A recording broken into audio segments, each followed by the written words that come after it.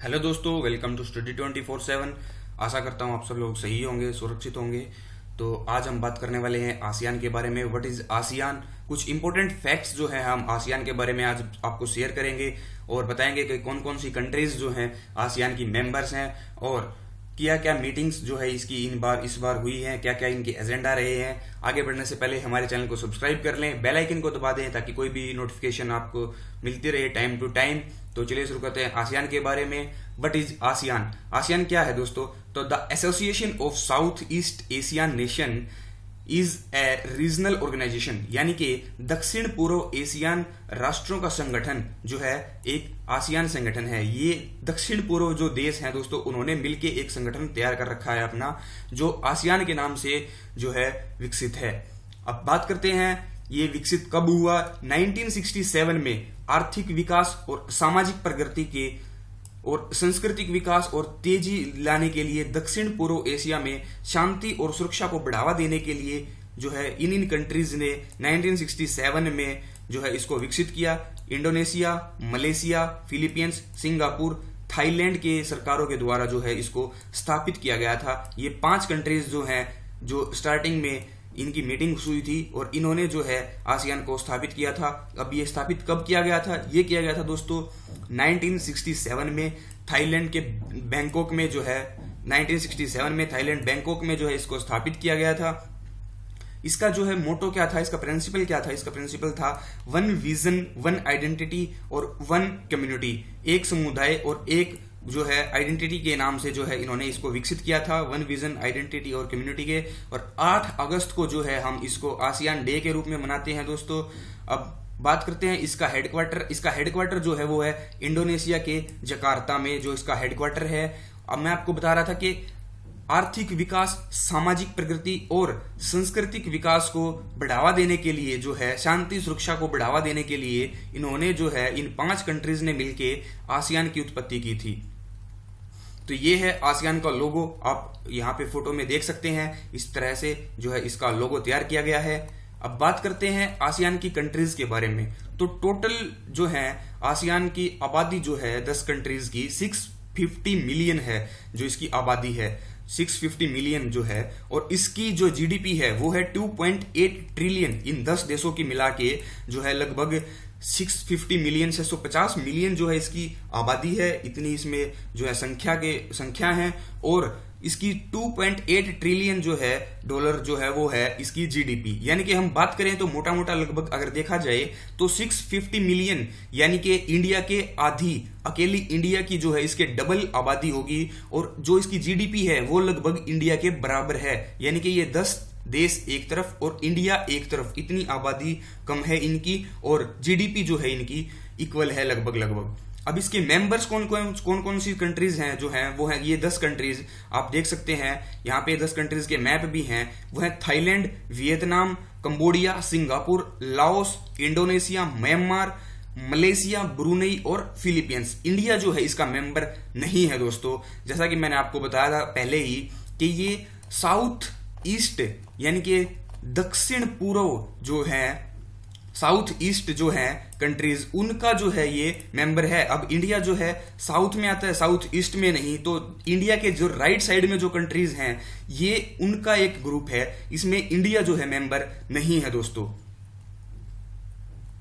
तो अब बात करते हैं इनके जो 6 एफटीए मेंबर्स हैं उनकी। तो 6 एफटीए मेंबर्स यानी कि जो 6 एफटीए मेंबर, उसमें जो है इंडिया आता है, चाइना आता है, जापान, साउथ कोरिया और ऑस्ट्रेलिया और न्यूजीलैंड। ये आप जो है उनके अलग अलग मैप्स में भी देख सकते हैं। ये 6 एफटीए कंट्रीज हैं। जो 6 एफटीए कंट्रीज हैं यानी कि एफटीए मतलब 6 फ्री ट्रेड एग्रीमेंट जो जिनके साथ साइन है, फ्री ट्रेड कंट्रीज हैं जो वो ये 6 कंट्रीज हैं दोस्तों। फ्री ट्रेड कंट्रीज में इंडिया आता है लेकिन इनके मेंबर्स में जो है इंडिया नहीं आता। तो अब बात करते हैं इनकी समिट के बारे में, जो इनकी मीटिंग्स होती हैं उनके बारे में। इनकी मीटिंग होती है साल में 2 बार, यानी कि जो है 6-6 महीने में इनकी मीटिंग्स की जाती हैं। और जो पहली मीटिंग जहां पे होती है उसी मीटिंग को जो है दोबारा उसी कंट्री में कराया जाता है। तो उसके पहले बात कर लेते हैं इसके वर्तमान सचिव, महासचिव के बारे में। तो लिम जोक होई जो है इसके प्रेजेंट टाइम पे सेक्रेटरी हैं, वर्तमान सचिव हैं लिम जोक होई। ये जो है मीटिंग्स हुई थी 32 और 33 समिट हुई थी, जो है वो हुई थी सिंगापुर में 2018 में। जैसा कि मैंने आपको बताया साल में 2 बार मीटिंग्स होती हैं, तो ये इकट्ठी 2 मीटिंग्स हुई सिंगापुर में 6-6 महीने के गैप में, सिंगापुर में 2018 में।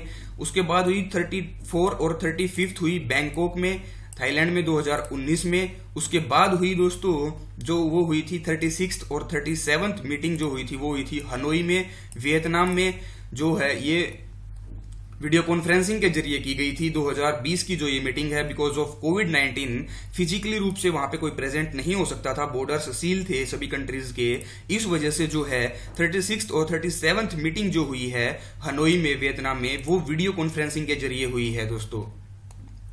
अब बात करते हैं ओरिजिन ऑफ एशियान की। आसियान की उत्पत्ति हुई कैसे है दोस्तों? आसियान की उत्पत्ति कुछ इस तरह से हुई है कि 1967 में जो है एक आदिशान घोषणा पत्र जो है वो तैयार किया गया था, और उस पे 5 कंट्रीज के जो है हस्ताक्षर किए गए थे बैंकॉक में। बैंकॉक घोषणा पत्र के नाम से भी जो है इसको जाना जाता है। 1967 में ये घोषणा हुई थी, और उसमें जो 5 कंट्रीज थी, फाउंडिंग कंट्रीज जो है उसकी, इंडोनेशिया, मलेशिया, फिलीपींस, सिंगापुर और थाईलैंड, ये 5 कंट्री जो हैं उसकी शुरू में थी, जो जिसने ये है इनको एस्टेब्लिश किया था। ये 5 कंट्रीज, आप मैप भी देख सकते हैं इनका 5 कंट्रीज का। 8 अगस्त 1967 में जो है इसको एस्टेब्लिश किया गया था दोस्तों।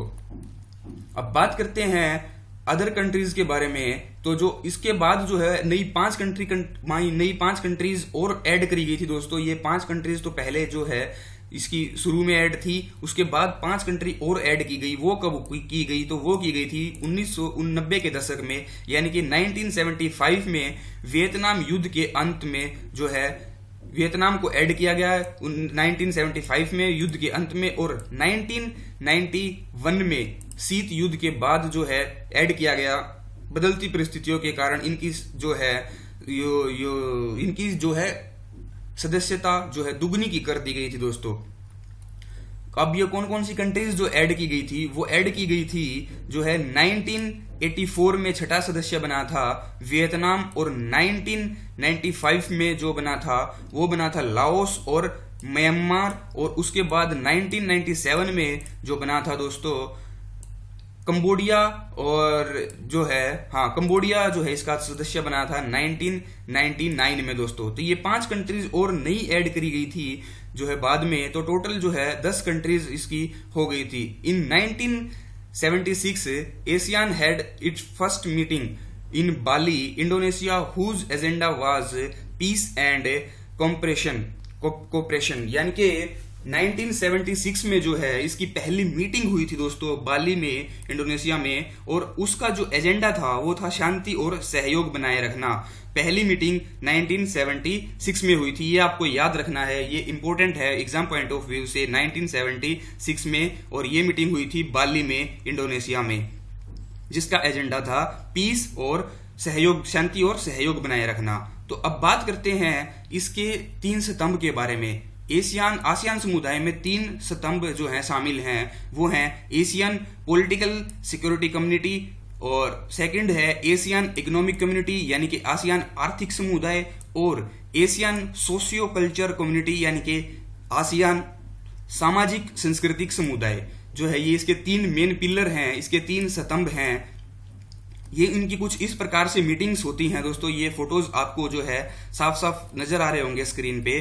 उसके बाद बात करते हैं आसियान मंत्रालय परिषद की, मिनिस्ट्रियल काउंसिल की जो है एशियान की।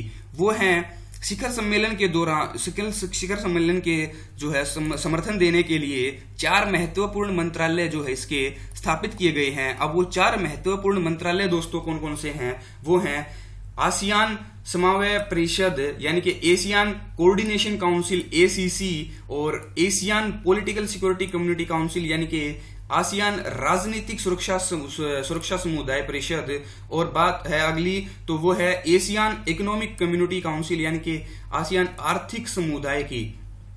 उसके बाद जो है चौथे नंबर पर बचा है एशियन सोशियो कल्चर कम्युनिटी यानी कि आसियान सामाजिक संस्कृति समुदाय परिषद। ये जो है इसके 4 जो है दोस्तों वो हैं महत्वपूर्ण मंत्रालय।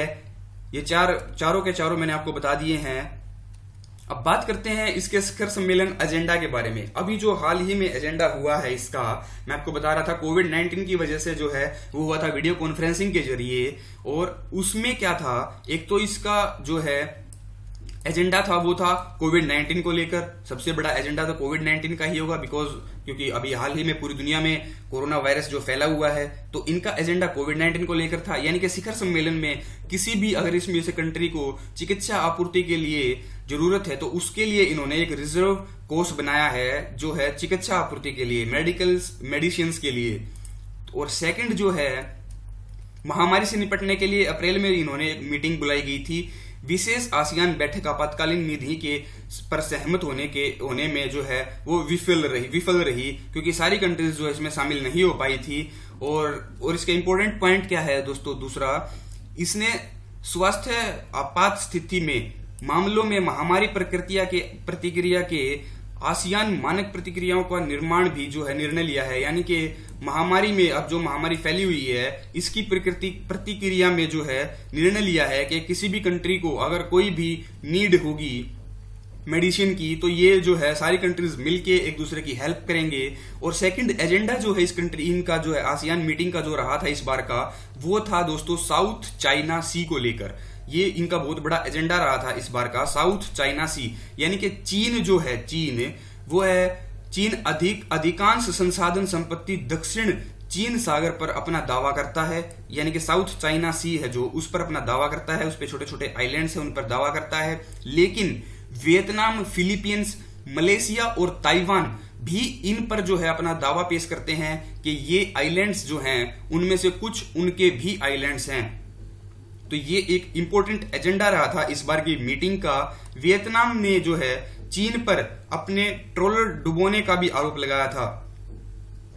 वियतनाम कंट्री ने जो है दोस्तों चीन पर आरोप लगाया था और इस घटना में अमेरिका को यह चेतावनी देने के लिए प्रेरित किया था कि चीन अपने गैर कानूनी दावों का विस्तार करने के लिए अन्य राज्यों की महामारी स्थिति का फायदा उठाने की कोशिश कर रहा है।